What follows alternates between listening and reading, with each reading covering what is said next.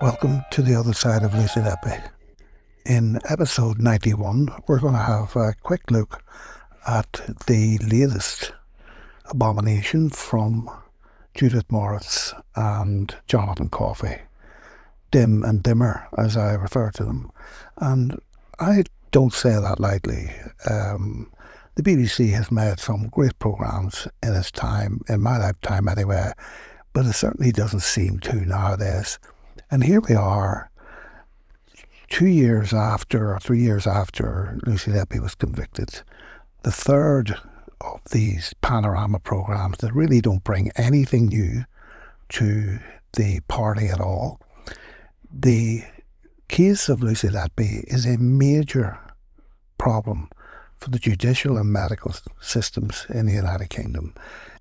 And you would think that an organisation like the BBC, looking at this and the issues involved in this, the integrity of the National Health Service, the integrity of the judiciary, would bring some bigger guns to bear on the problem, rather than let these two hobbyists continue to make pitiful shows that, in my opinion, bring down the reputation of the BBC, if indeed it could be brought down any further. And rather than go through the whole show, I mean, you can go to the BBC iPlayer and watch it if you want. I'm just going to comment on some of the important parts of this programme that I think they got completely wrong. But Panorama's found problems with the new defence evidence too. So let's see if Panorama has found problems with the new defence evidence. And we'll start off with Dr. Richard Taylor. When the doctor performed the aspiration of the abdomen, the needle perforated the liver. The nation heard that a doctor had killed a baby with a needle, and it's not plausible. So, according to our two geniuses here, the nation heard that a doctor penetrated the liver with a needle that is of baby O, and it's not plausible. But that's not exactly what the nation heard. So why don't we listen to what the nation heard? Yeah, my name's Richard Taylor. I'm a neonatologist from Victoria, British Columbia in Canada. But as you can tell from my accent, I'm originally from the UK. In fact, I trained at Barts, qualifying in 1980. So with regard to these reports, I've only read one of the reports in full, and that is the report on baby O. I should qualify this by saying that I have not seen the medical records myself, but I have read the full report. And to summarize the medical evidence, baby O was doing reasonably well. There had been some concerns with abdominal distension, which is possibly related to excess gas going into the gastrointestinal tract. The baby had an apnea, and the medical staff, an apnea is a pause in breathing, and the medical staff responded to this by intubating the baby, placing the baby onto a ventilator, and they baby was not unwell particularly, but it had an apnea, but they placed the baby on a ventilator and then put the baby on very high pressure settings. So in neonatology, when we ventilate babies, we ventilate by pressure rather than by lung volume. And this baby was placed on very high pressure settings, inappropriate for the fact that the baby actually had no lung disease at all. So the baby was being ventilated on very high pressure settings. Again, the nurses were concerned that the medical staff had actually left the unit. They then came back. Things didn't look quite right. And to summarize what happened, the nurse was again concerned that the abdomen was distended, and one of the doctors responded to this by placing a needle into the abdomen. So they directly aspirated the abdomen, and they chose to use a point which in medical parlance is called McBurney's point. This is a description of the point that is used for performing an appendectomy. If an aspirate was going to be attempted, it should have been done on the left side, but in fact the doctor used McBurney's point, which is on the right side. As I have already said, the baby was on very high pressure settings, and this is confirmed by an X-ray of both the abdomen and the chest. And the settings were so high that the baby's liver was pushed right down into the pelvis. So when the doctor performed the aspiration of the abdomen, the needle perforated the liver. The baby was still being ventilated with a needle in the liver. The liver was now being lacerated by the needle. And this led to bleeding, free blood going into the abdomen. The baby went into shock. The shock was actually confirmed by a subsequent blood test, which showed that the baby's hemoglobin had halved, and they were unable to resuscitate the baby, partly because they didn't realize what they'd done. So, can you hear anywhere in that extract from the Mark MacDonald press conference in which Richard Taylor spoke, can you hear anywhere where he said that the needle penetrating the liver was the cause of death? No, you can't. He outlines a host of problems created by the consultants in the Countess of Chester Hospital, including the lethal overventilation of the baby's lung, the proven displacement of the baby's liver into the pelvis, and the proven insertion blindly of a needle into a region that likely contained the liver. That was a series or sequence of events, none of which should have happened. Dr. Taylor is not a witness for the defence or for Mark MacDonald. He was given a personal interpretation of a report written by Svilina Dimitrova. And quoting Svilina on Twitter, she says Dr. Taylor's own words were that the events in question led to the death is not the same as stating they were the cause of death.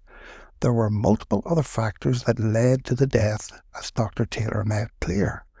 Instead of reaching conclusions that this means what he said, it was that the cause of death, based on a second-hand account by Dr. Taylor, you could have approached me for clarification before publication.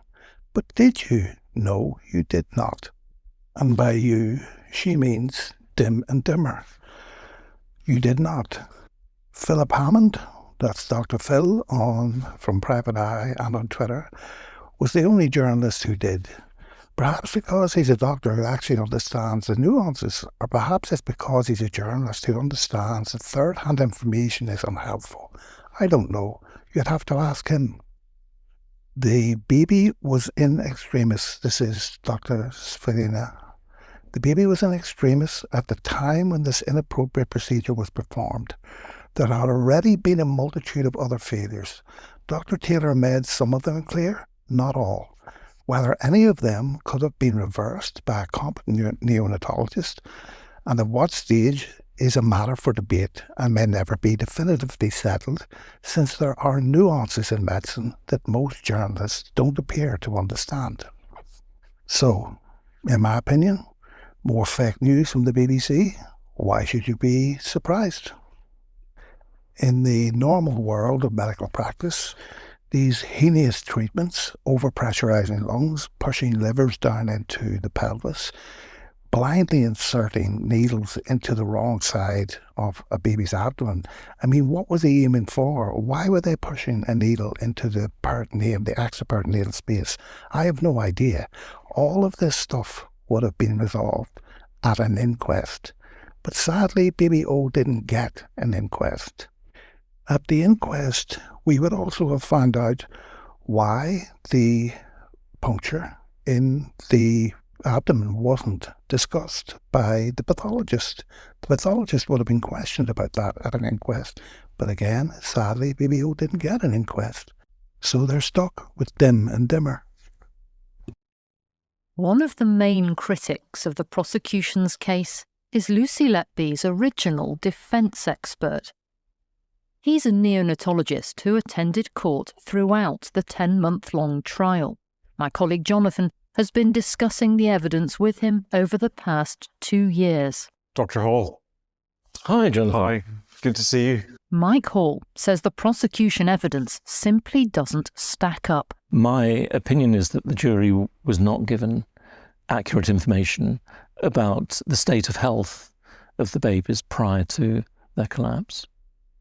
They were showing signs of being unwell. In terms of the summary reports of the expert panel, the bottom line is that I agree with them that there is no evidence of inflicted injury in the babies. One of the clearest problems with the prosecution evidence involves baby C. He died at just 4 days old. Lucy Letby was alone with him when he collapsed. What went wrong with the prosecution's case on baby C, in your view? Some of what they said was medically incompetent, actually. And it is my opinion that the basis in which Lucy Letby was convicted with regard to baby C is seriously flawed.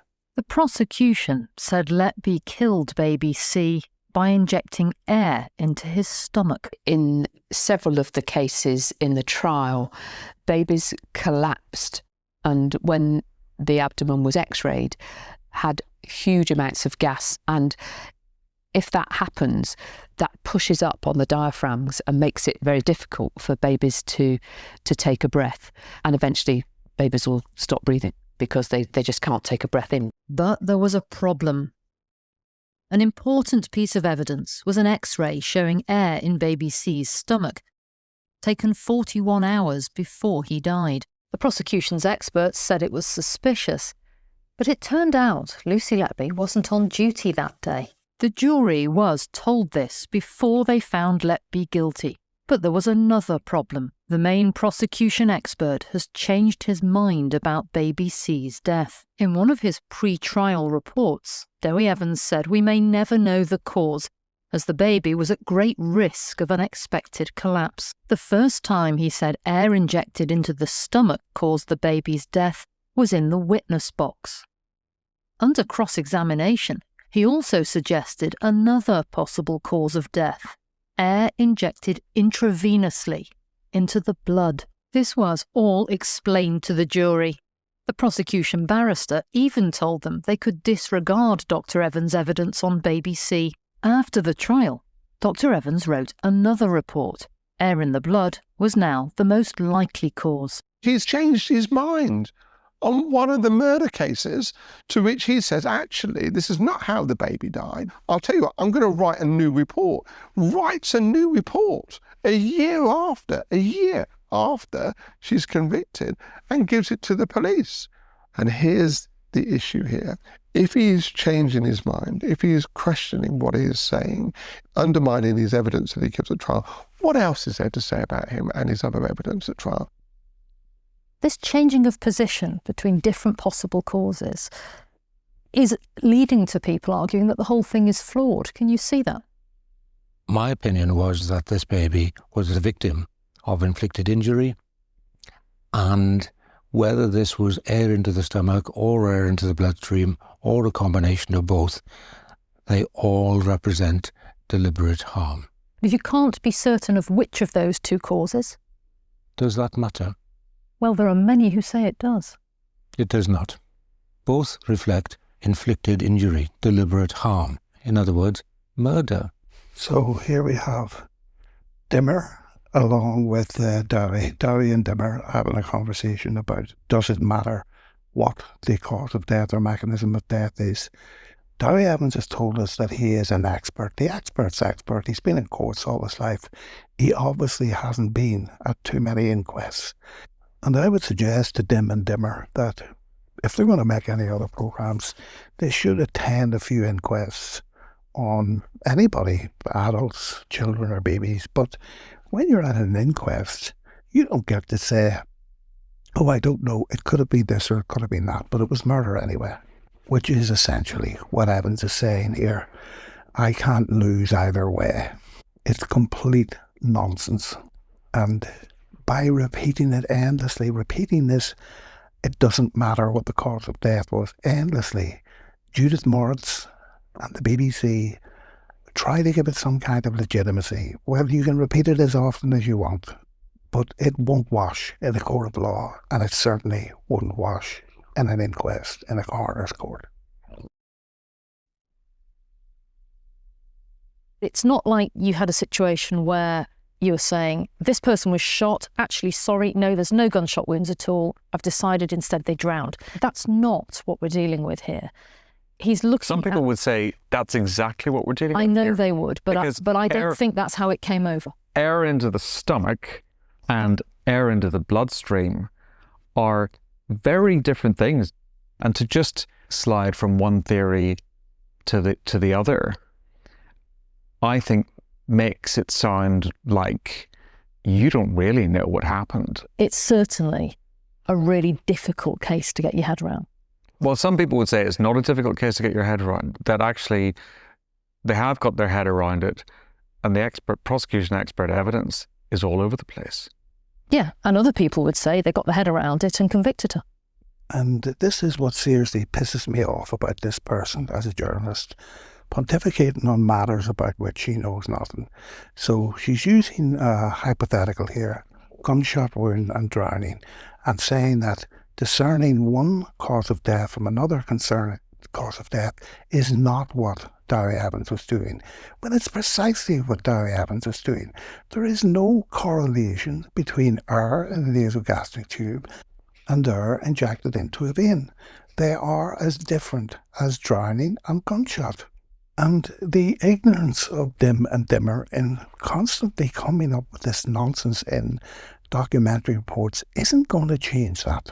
If a British court of law does not consider the chief witness changing his mind as to the cause of death as a serious matter that needs revision, then there's something seriously wrong with the British judiciary. And personally, I don't think they will let this stand. And now we have Dim having a discussion with Mike Hall, who was the defence expert that wasn't called. At her trial, Lucy Letby's defence didn't call a single medical expert to give evidence. It's why many people think her conviction was unfair.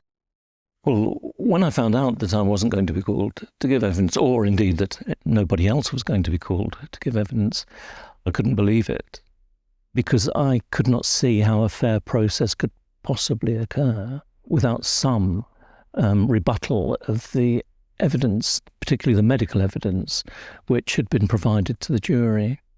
Were you given a reason? No, I wasn't. I don't think that she should have been found guilty. And now Dim asks Professor Nina Modi a few lame questions. Do you believe any of the allegations against Lucy Letby stack up? We conclude that there are very, very plausible alternative explanations, and that the accusations of wrongdoing that have been put towards the jury simply don't stack up. It's highly likely that what we're witnessing is a major miscarriage of justice. But are the new defence experts right? And having established that both Mike Hall and Professor Modi don't believe that any of these babies died as a result of criminal activity, the programme now goes on to try and show that they do in fact think that there is some reasonable doubt that Lucy Letby committed these crimes. Bizarrely, or they kind of go back to relitigate with these people, with Mike Hall in particular, the fact that he's already said that Lucy Letby shouldn't be in jail. I think there are some significant flaws in the reports. For a number of the babies, I think they are important, really. And I think a problem is that it could lead to misunderstanding. on the part of people who don't have experience in this area of medicine. Take baby A. Letby's international panel says he died from a blood clot after inheriting a rare condition from his mother. But there's little evidence to support that claim. So this is another piece of misinformation from the BBC. So let's have a look at the conclusion of baby A, the expert panel conclusion of baby A, to see if this claim that the expert panel said that the death of baby A was due to the mother's antiphospholipid syndrome is true.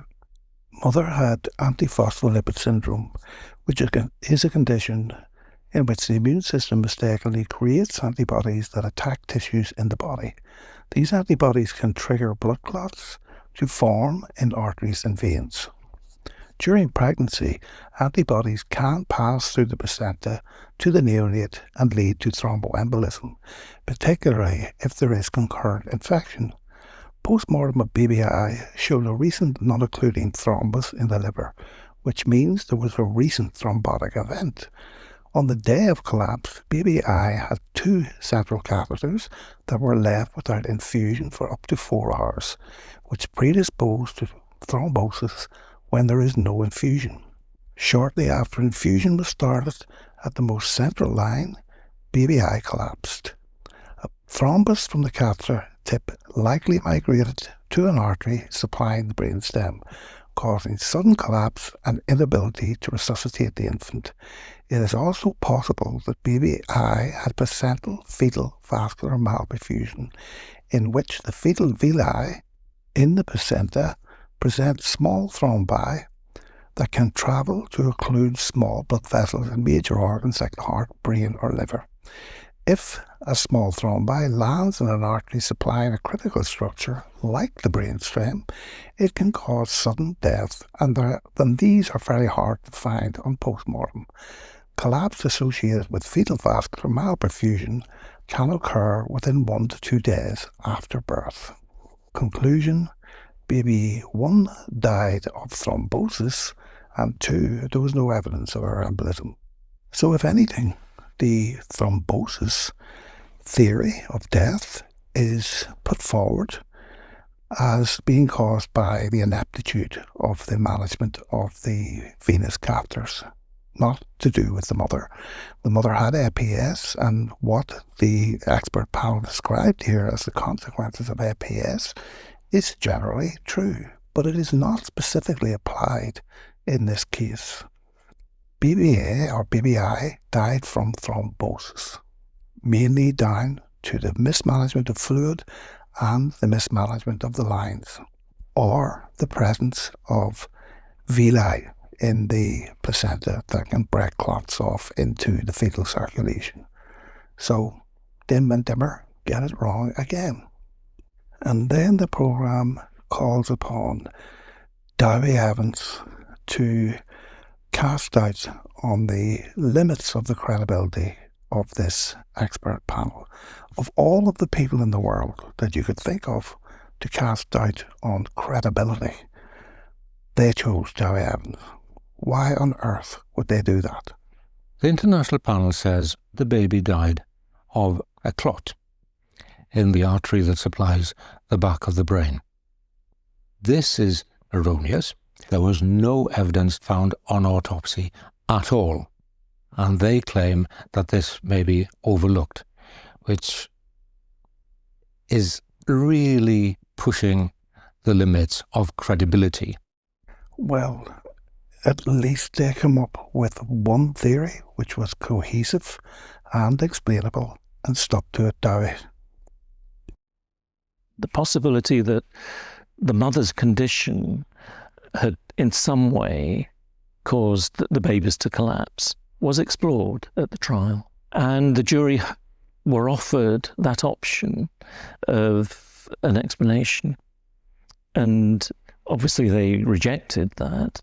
And I'm not sure that the expert witnesses have added anything to that conversation. And this is my call. And for me, this answer possibly, well, it gives me the reason why the defence didn't call him, because he didn't seem to have understood, or can't see how he understood what these people said. They said that the very bad practice of leaving two uninfused central lines in a baby and only using one of them and leaving one of them there for 12 hours, the jury being misdirected to the fact that these umbilical lines can migrate within hours of being put in, when Sandy Bowen said it would take 2 weeks for them to migrate, which was a jury that was misled. Mike Hall's obvious no problem with leaving a baby 4 hours, I calculated 6 hours without glucose, is not a cause of death. None of these things were properly addressed during the trial by these expert witnesses, and the expert panel addresses these issues. Mike Hall is no longer part of the Lucy Letby story, if he ever was part of the Lucy Letby story. He was not called to give evidence, and perhaps we now know why, I don't know. His opinion now is of no more value than mine, and he hasn't read the reports that the expert panel wrote, because he's only seen the highlights of what they wrote. And the highlights are very compelling to anyone who understands how medicine works. Then there's baby I. Letby's experts say she died in part because of a bug that doctors failed to treat. Once again, Letby's original defence expert says the evidence isn't there. The information of which I'm aware relating to this bug, that it was last found, identified, about 6 weeks before baby I sadly died. And it wasn't identified in the post-mortem report. And so the information which I have about this bug doesn't lead me to the conclusion that it was a significant cause in the events leading to the baby's death. And again, I find this quite a strange answer from Mike Hall, because the bug in question was Stenotrophomonas multifida, and it can cause both acute and chronic infections in preterm babies, especially in the context of hospital or intensive care settings. While it's not the most common natural pathogen, it is emerging as a significant cause of morbidity amongst vulnerable groups like preterm infants due to its multi-drug resistance. And this is the problem that all of these neonatal units are facing. But we have to take it in the context of this hospital. There's growing evidence that the presence of S. multifida interacting with Pseudomonas aeruginosa, which we know was contaminated in that ward, they interact within the polymicrobial biofilms. This is this biological plastic that we talk about all the time. And you get biofilm synergy, so the Pseudomonas allows the multifida to grow, but it would also control the extent to which it grows. You get enhanced persistence of Pseudomonas biofilm, colonization and survival, and that leads then to the chronic or long-term infection of S. multifida, which may not show up in cultures. And this is the problem. If you don't do modern PCR testing and very detailed genetic testing of difficult cases like this, you are frequently going to miss the bugs.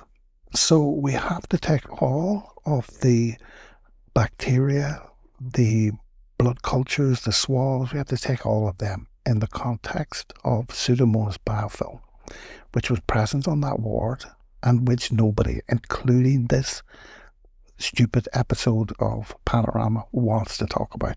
Nobody wants to talk about Pseudomonas, but we have to talk about Pseudomonas.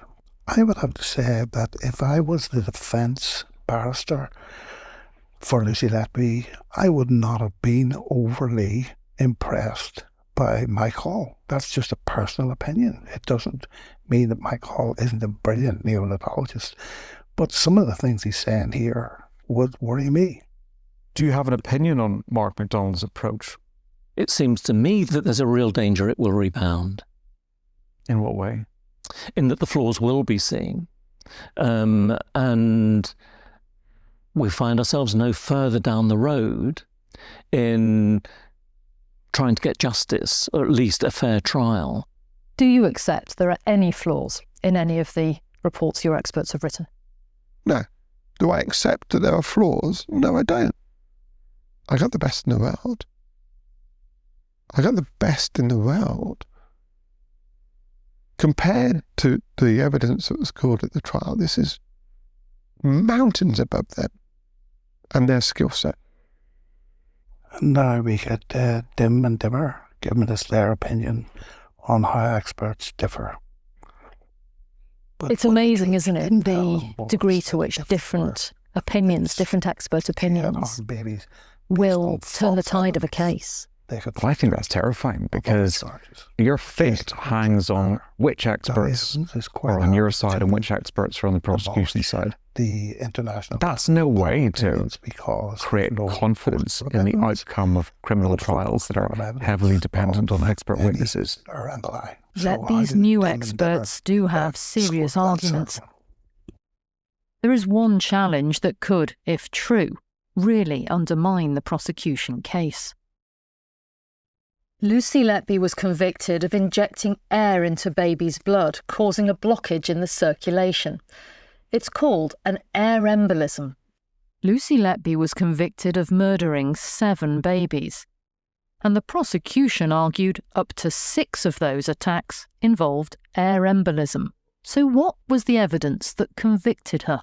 The babies that collapsed or died of air embolism were babies that were stable beforehand, showing no signs of illness, and then underwent a sudden and catastrophic collapse. And how do you explain that? Why did this baby collapse and then have air where it shouldn't have had air after death? So having crossed off all the likely things, you then have to look at unlikely and rare and unthinkable things like air embolus. During the trial, the prosecution relied on this academic paper examining air embolism in babies. One of the symptoms it found was unusual skin rashes. The prosecution said some of the babies in Letby's care showed similar rashes. Now, the expert who wrote that scientific paper is campaigning for Lucy Letby's release. The notion that these babies can be diagnosed with air embolism because they collapsed and had these skin discolorations has no evidence in fact. The expert panel says there are no reported cases of skin rashes where newborn babies have had air injected into their veins. The prosecution's allegations put forward some highly speculative, in the case of air embolism, highly speculative suggestions. Why jump onto an allegation of air embolism when other more plausible explanations exist? If Lucy Letby's new experts are right about air embolism, they will have undermined key evidence in 6 out of the 7 murder cases. But that might not get her out of jail. The judge told the jury that if they were convinced Letby was guilty of one offence, they could use that to support a conviction on other charges. But what the judge didn't tell them was that if they were convinced that she had harmed babies based on false evidence, they could find her guilty of other charges, which is the crux of the matter. Dowie Evans is quite happy to demolish the international panel opinions because there's no post-mortem evidence. Well, there was no post-mortem evidence of any air emboli. So how do dim and dimmer square that circle? It's a direction that judges regularly give to juries throughout the country every day. And basically what it means in layman's terms is that if a jury comes to a secure conclusion in respect of one of the allegations that a defendant has done something in a certain way, then that evidence can be used as some support for the prosecution's case in respect of the other allegations. So what was the other medical evidence that convinced the jury that Lucy Letby is a killer? The jury was unanimous in just 3 cases. The question of whether she really is a killer may depend heavily on how strong the evidence is in those 3 cases. One of the 3 is baby O. He died in June 2016, in part from liver injuries. The prosecution argued Lucy Letby assaulted him. At post-mortem, that baby had blood under the surface of the liver. The pathologist said he only sees that in cases of major trauma, blunt force trauma, the like of a road traffic accident. So his conclusion was that this was blunt force trauma. The pathologist's evidence seems to have convinced the jury. But was it right? We've spoken to a paediatric pathologist who wasn't involved in the case, but has seen Baby O's post-mortem report. So Jonathan's about to call up Big Tam on Facebook and give us his opinion on whether or not subcapsular hematomas are a reasonably common occurrence in preterm neonates from birth trauma, which they are. But let's hear what Big Tam from Facebook has to say. It's Jonathan from Panorama here. I hope you don't mind my calling, but I just wanted to... They don't want to be identified, but they don't think Baby O's liver injuries were caused by an impact injury. Based on the evidence I've seen, I think it's unlikely that these injuries are trauma caused by impact. You can't completely rule out the possibility, but in my view, the location of the injuries and the condition of the liver tissue itself don't fit with that explanation. So the injuries themselves don't look to you to be impact-type injuries? No, they don't. No, not from my experience. So it seems Big Tam agrees with the experts that it wasn't a car crash that caused the injuries to BBO, that they were indeed subcapsular hematomas, which are perfectly explainable pathological processes. Even Big Tam on Facebook is on board. So if the prosecution was wrong about Baby O's liver injuries, why did he die? And now we'll ask the person who did the ill-advised insertion of the needle into the controversial, let's say, insertion of the needle into the abdominal cavity to give his opinion.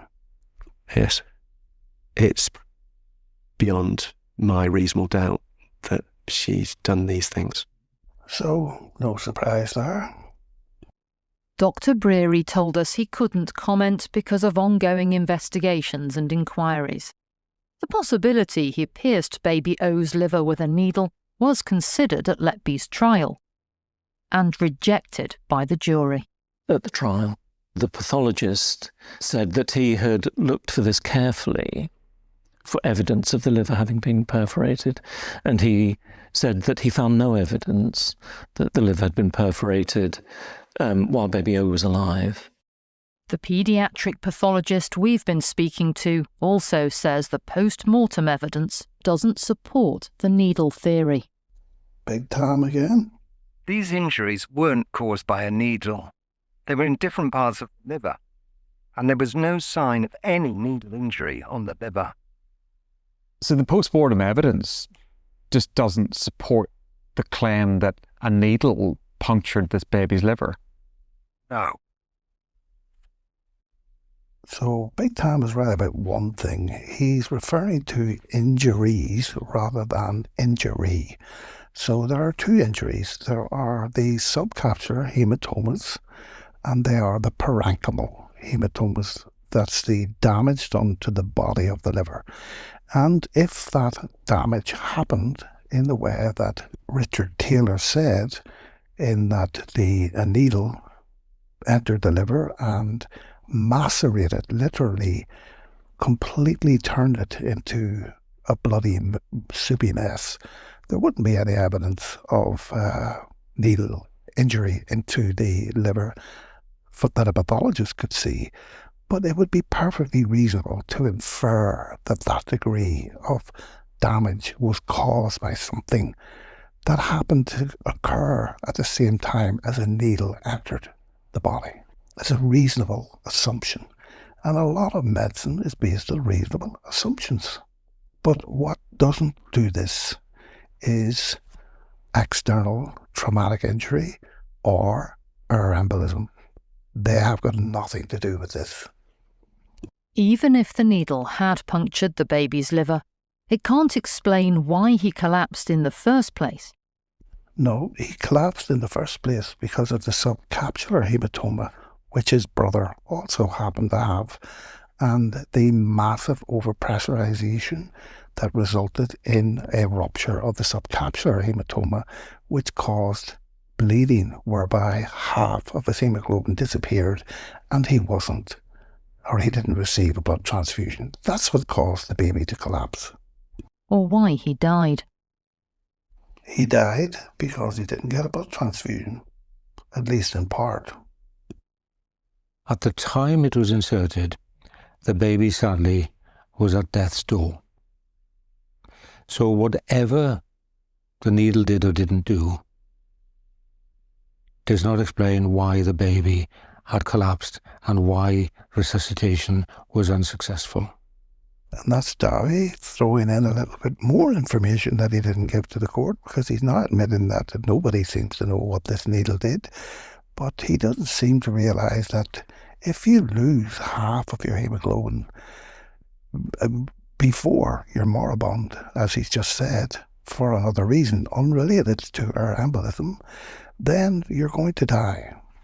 Perhaps Dowie could write us a new report to go along with the new report on BBC to try and unravel this mystery.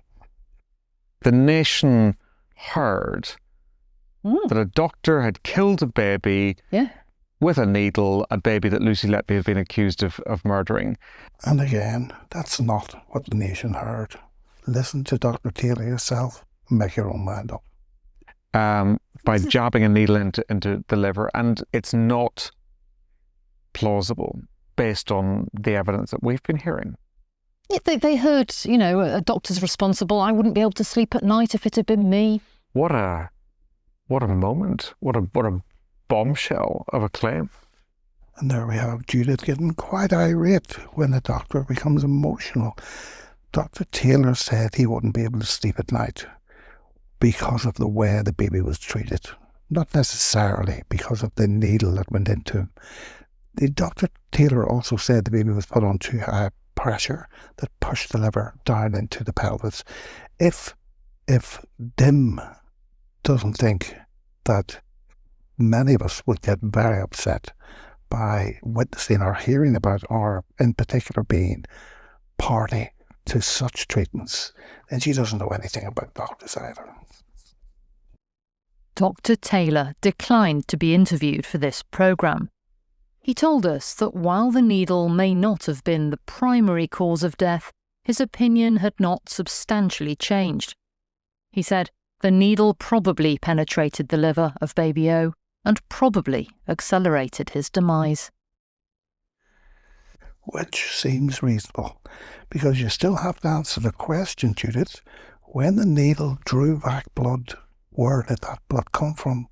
Why was a cannula put into the right side of a baby's heart blindly and drew back blood? Where did the blood come from? The biggest organ in the vicinity is the liver. Therefore, the highest probability was that the blood came from the biggest organ, the liver. Hi. Hello. Dr. Aiton. Hi. It's really good to meet you. Thanks for coming in. In fact, Dr. Taylor's comments were based on a report written by two other unpaid defence experts.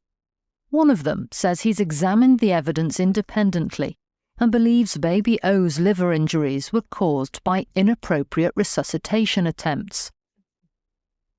But he says it's fairly clear the doctor did pierce the liver with a needle. Baby O had a very prolonged and difficult resuscitation. The lungs of baby O were being massively hyperinflated, and that this was pushing the diaphragm down, and that this was pushing the liver into the position where it could be hit by a needle. We've spoken to other experts, including another pathologist, who've examined the case of baby O and who say it's implausible to conclude that a needle pierced the liver. I think here there are two possibilities. One is that the liver capsule was ruptured by the needle, or one is that the liver capsule ruptured spontaneously. The liver capsule was ruptured. I don't think, crucially, for me, it's not important which of those it is. It happened. And the reason it happened was down to the sequence of events which happened during the resuscitation. Your colleague, Dr. Richard Taylor, said about the doctor who inserted the needle, I'd be unable to sleep at night, knowing that what I'd done had led to the death of a baby. Do you agree with him? My role here is to present the evidence in my report, and I think people can come to their own judgments about what Dr. Richard Taylor said. I mean, that's essentially an interpretation of the evidence which I have presented. Dr. Taylor was wrong to have put it that way. I'm not making any comment about it. You know, it's up to him how he discusses something. You know, I stand or fall by what's written in my report, and I hope that that will be taken into account within the judicial process. So I hope now Dim has got it, that there is a report, a detailed report that no one has seen, written and given to the CCRC, and it will be that report which decides what happens next. Not what Dim thinks, what Big Tam on Facebook says, what Dr. Hall says, or what anybody else says, because they're gone now from the case or were never part of it. And what Dr. Aidan is saying here makes a lot of sense, and they will have to be taken seriously. But nowhere do you see or can you find any evidence that any of this was caused by her embolism. And that's the bit that Dim doesn't seem to get. Since that press conference, other experts working for Letby have put forward yet another theory for baby O's death. A traumatic birth caused the liver injuries. A very plausible cause, one of the highest, most likely causes, are the shearing stresses that occur during the time of delivery. And that means delivery where a baby has been pulled. But once again, Letby's original defence expert says the theory is unfounded.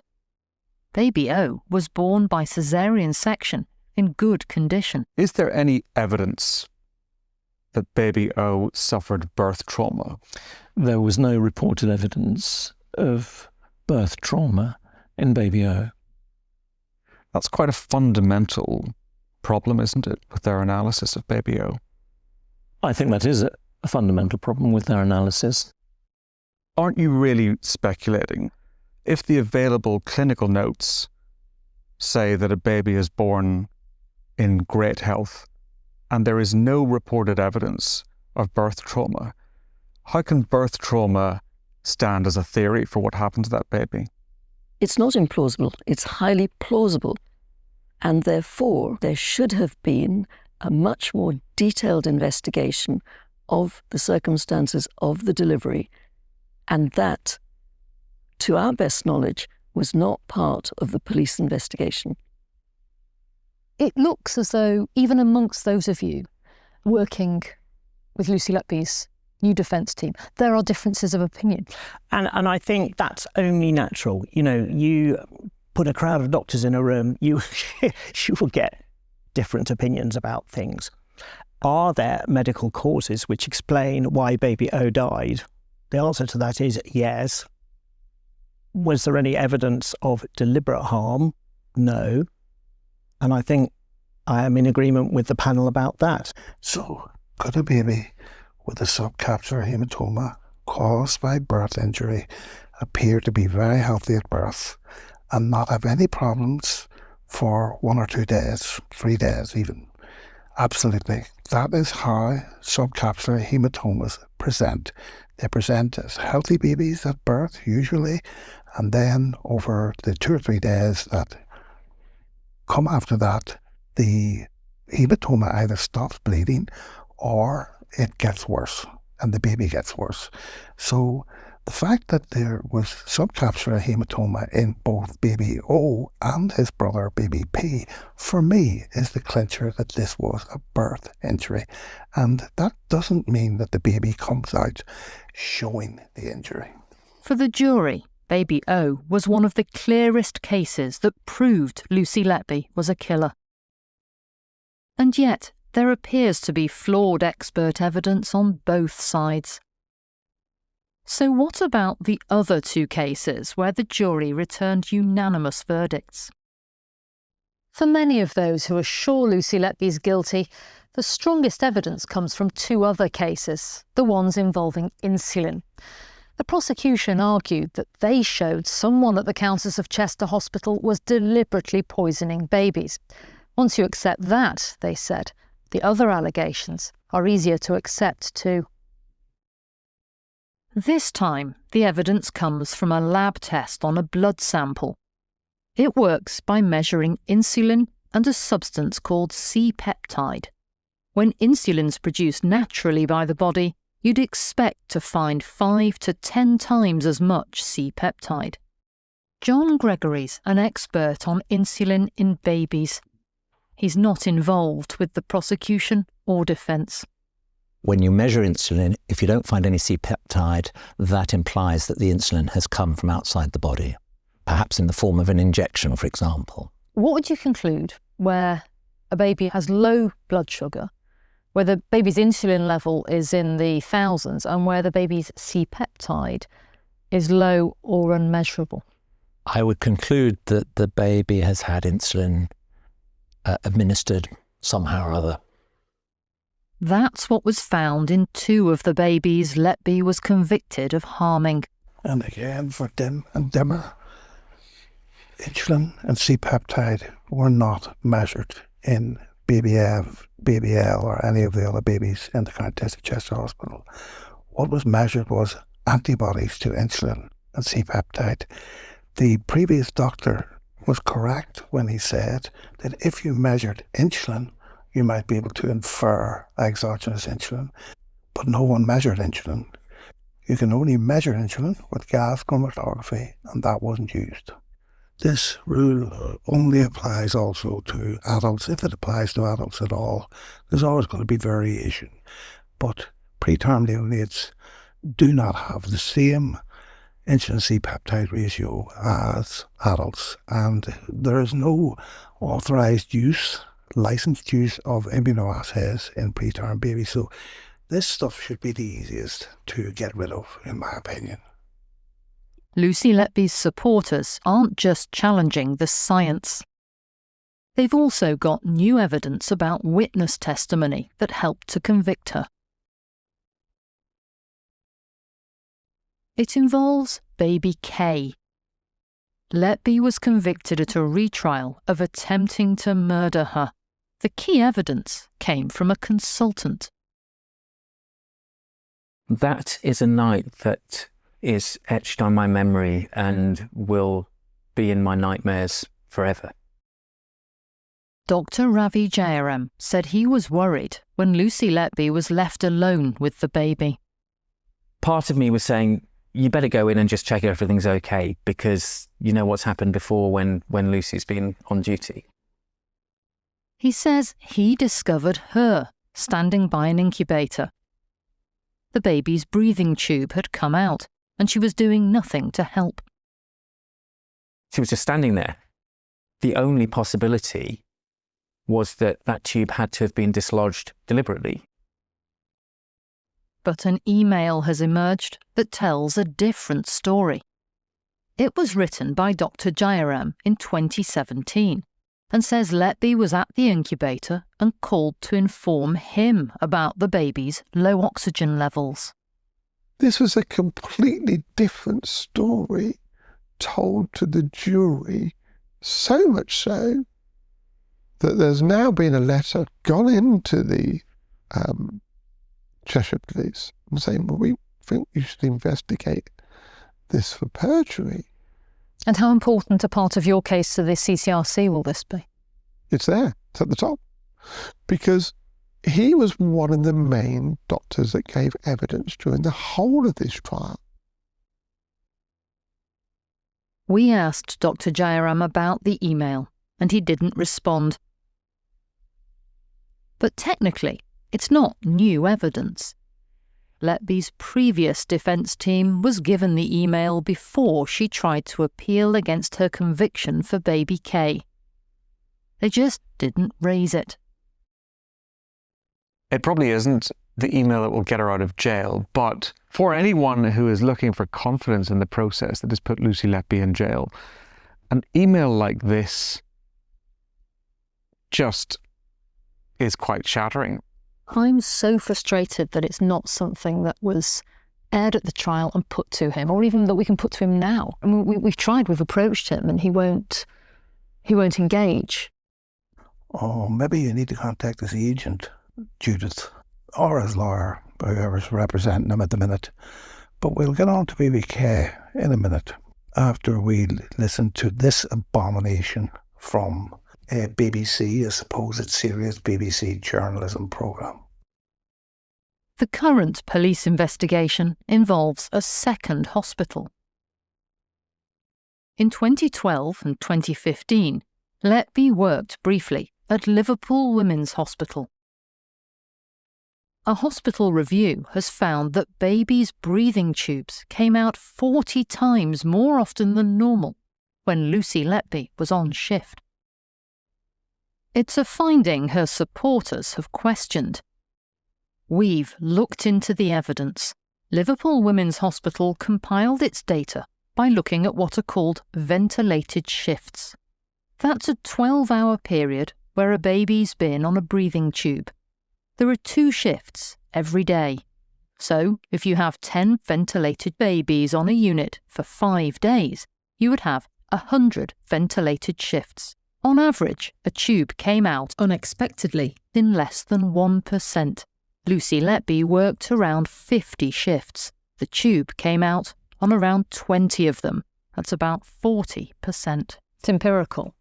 It's something they measure, right? It's not just a chance bit of data. This is a really highly monitored thing. And now we get DIM, Judith Moritz, the arts major, making a profound error on TV, which should be removed. She said it's empirical. Well, it's not empirical, it's retrospective.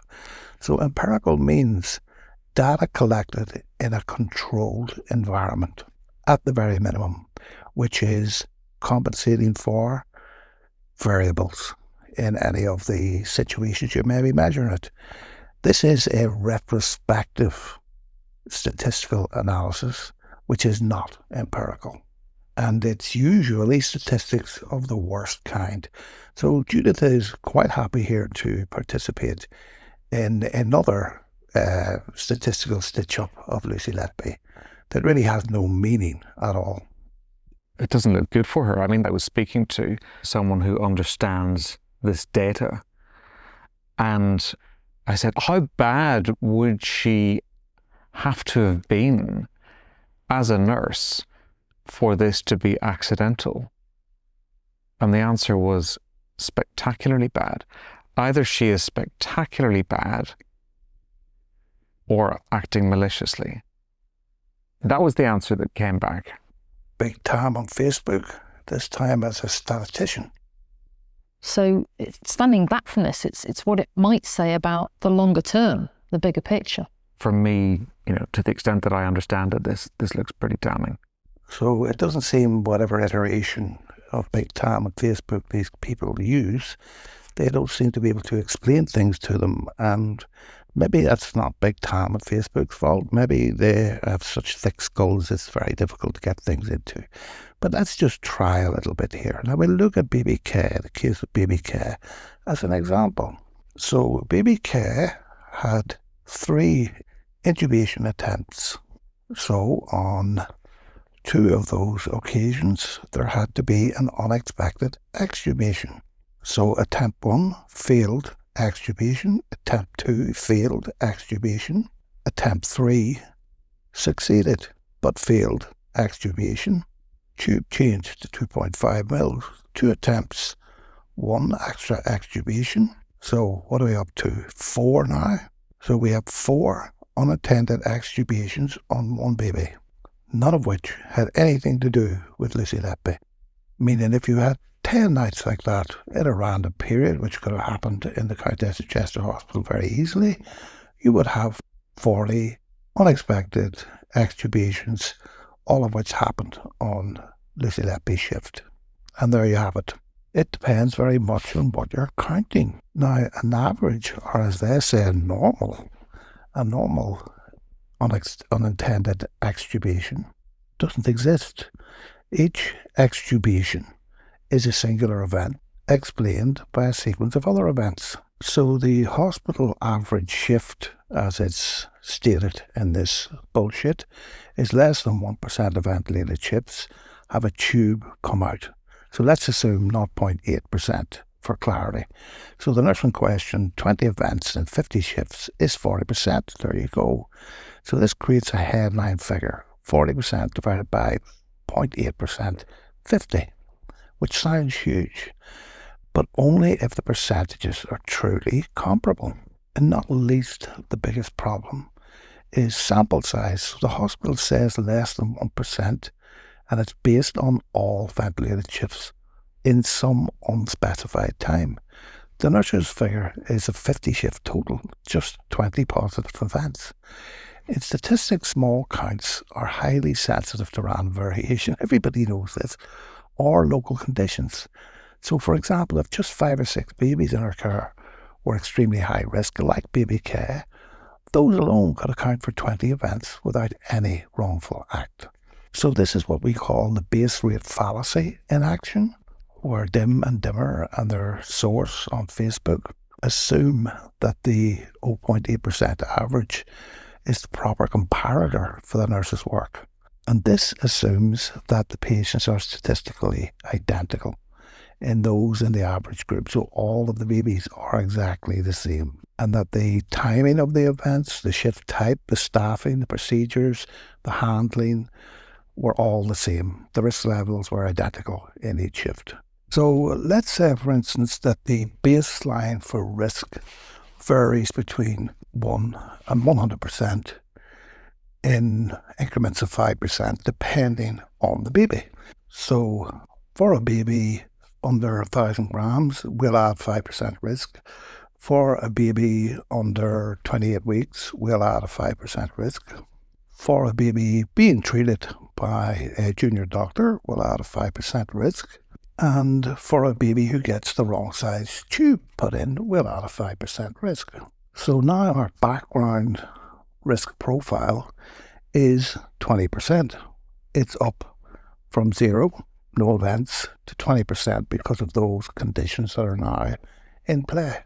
So if we adjust the baseline for normal risk by adding 5% each for the 4 independent risk factors that we've identified, a baby under 1,000 grams, a baby under 20 weeks, a junior doctor in the wrong size tube, the new base rate for tube displacement or dislodgement becomes less than 1%, say 0.8, with 5%, 5%, 5%, 5% added, giving us an adjusted base rate of 20.8%. So if we now compare the 40% rate seen on the nurse's shift, that now comes down from 50% higher, 50 times higher, so that's 40% divided by 0.8%, 50 times higher. But with our new risk adjustment for baby K, we have a new base rate, and we now have 40% divided by 20.8%, which gives us 1.9. So 2 events more than we might expect. And that's how statistics works. So this rumour was put out by a barrister during the Thirlwell inquiry. It's supposedly with the CPS, but it's been there for 18 months now with no movement. Mark MacDonald has asked to see the evidence. Well, Panorama don't have any evidence. And hopefully no one will call them to explain the evidence. So there you have it. That's my analysis of the appalling, as far as I'm concerned, Panorama, Lucy Letby saga. And it's amazing that they still haven't got anyone with any qualification or expertise to go on camera and say Dowie Evans is right And I think if they made 100 such dim and dimmer panoramas, they're never going to find anyone to do that. So I know it's a long podcast. I leave the links, and I hope you learned something from that. And we'll see you in the next episode. Bye.